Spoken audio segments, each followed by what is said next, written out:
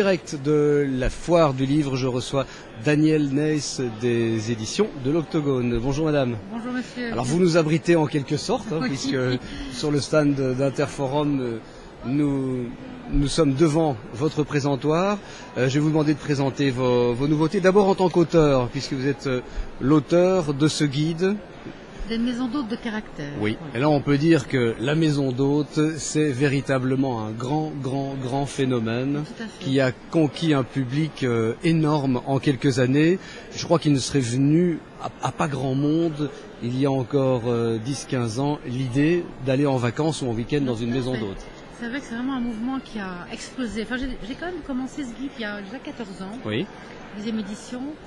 Et c'était le début en Belgique, aux Pays-Bas, c'était le début en France, bien sûr, en Angleterre, le phénomène était connu, mais chez nous, c'était vraiment tout début. Donc on a vraiment bien pris le mouvement au départ, mais alors maintenant, et depuis, je dirais 5-6 ans, certainement, le mouvement a vraiment explosé. Donc il y a vraiment une demande de plus en plus grande des deux côtés, je dirais ceux qui ouvrent leur maison et puis ceux qui cherchent à voyager comme ça et à séjourner comme ça. Et alors le niveau aussi, évidemment, de confort, de décoration, de prix aussi, malheureusement, évidemment, a suivi. C'est un guide Benelux ou qui couvre également... c'est un guide qui était Benelux et qui couvre la France aussi en partie maintenant, donc depuis 2 ans.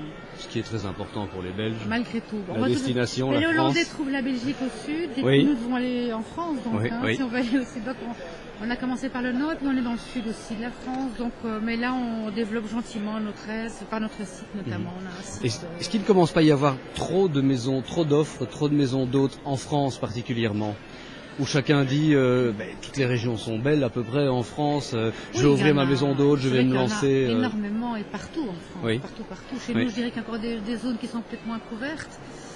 Mais là, je veux dire, alors ça va de la formule Gîte de France plus simple, un peu à la ferme, jusqu'aux maisons très luxueuses et très sophistiquées, exactement sophistiquées au château, ou en ville aussi. Il y en a un peu, je dirais, pour tous les goûts, toutes les formules, tous les budgets aujourd'hui.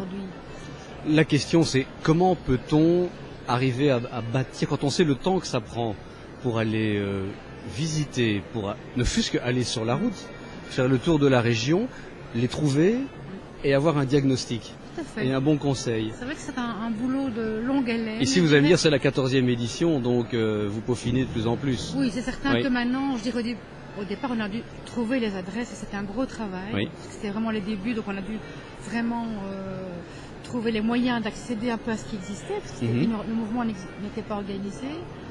Et puis maintenant, je dirais, nous avons un site internet aussi qui nous permet de capter toutes les nouvelles demandes. Pratiquement tout vient par là maintenant.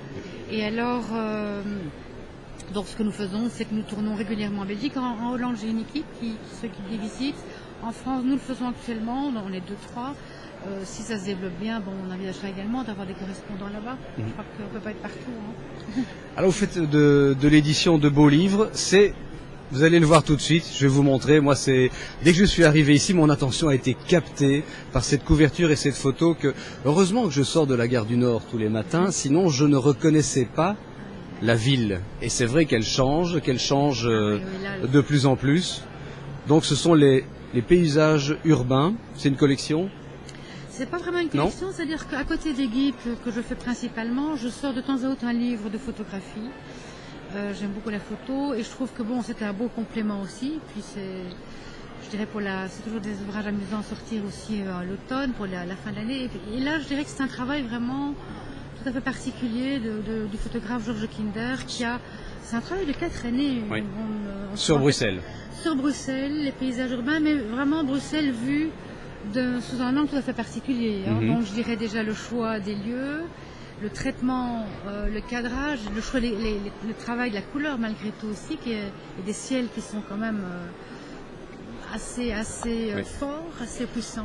Quand même une des rares grandes villes, je dirais, d'Europe où on peut voir ce mélange de couleurs, ce vert aussi important, c'est ces jardins en plein centre. Oui, c'est assez parce que là, on est vraiment, regardez, on est tout près d'ici. Là. Ah oui, complètement. Oui. Qu'est-ce qui vous passionne parce que c'est vrai que c'est un C'est un marché, entre guillemets, pour parler business, un peu plus difficile, le beau livre. C'est plus difficile, mais là, c'est un peu particulier. C'est une coédition à 4. Donc on a été 4 à prendre le risque. Bon, il faut savoir que dans la chaîne du livre, parce que normalement c'est l'éditeur qui prend seul le risque. Cette fois, on l'a partagé avec l'imprimeur, le photographe et le photograveur. Chacun amenant ses compétences et prenant sa part de risque à son niveau. Voilà, je crois que c'est les rares photos de parc qu'on a. Ça, c'est absolument bucolique. Il y a du monde aussi. Oui, est-ce que ce sont les étangs d'Etterbeek, ça, je crois. Non, il y a le parc... attendez... Ah non. Il y a Forêt, à mon avis, il y a Forêt, et celui-là, il faudrait aller chercher la légende. Là, je ne saurais pas vous dire où c'est, mais là, c'est Forêt, en tout cas. Je ne suis que l'éditeur. Oui, mais enfin, on sait déjà que c'était pas l'été dernier, vu l'été que nous avons eu. Oui, et c'est assez amusant, parce que là, les photos, il y a du monde, alors que dans toutes les architectures, les gens sont absents. Les gens sont absents. Oui. Et on fait tout ça parce que le photographe a commencé son travail. Oui. Voilà. Nous partageons avec les gens. Une image comme ça n'a pas la qualité, le plaisir de tourner un livre. Jamais. C'est le propre du beau livre, hein, c'est la qualité de l'impression et la qualité du papier. Et en effet, l'imprimeur aussi, le photograveur ont fait un très beau travail et l'impression est vraiment de grande qualité. Oui. Vous avez pu le voir. Voilà. Donc le photographe Georges de Kinder, paysage urbain de Bruxelles et évidemment dans nos 3 langues nationales. Oui. On a demandé c'est un gros lapsus parce que je vois Brussels en anglais et j'anticipe un peu sur la langue nationale, l'anglais. Oui, tout à fait, j'ai dit oui. En fait, on a... dans Métropolis, exactement, oui. Alors, on a fait appel à 3 écrivains, un écrivain, Jacques Nerpman pour la langue française, Koen Peters pour le néerlandais, et alors l'anglais, je sais qu'on n'a pas demandé là, mais on a demandé l'anglais pour donner quand même aussi une dimension un peu plus internationale à l'ouvrage, à Cleveland Moffett qui est écrivain pour le Bulletin notamment et qui est autre. Donc on avait un peu les 3 et ça s'amusant, 3 approches différentes, très différentes et on a traduit ces 3 textes donc dans les 2 autres langues chaque fois. Donc voilà, pour ceux qui ne connaissent pas les 3 langues. Madame Leys, merci beaucoup. Merci. Au revoir. Au revoir.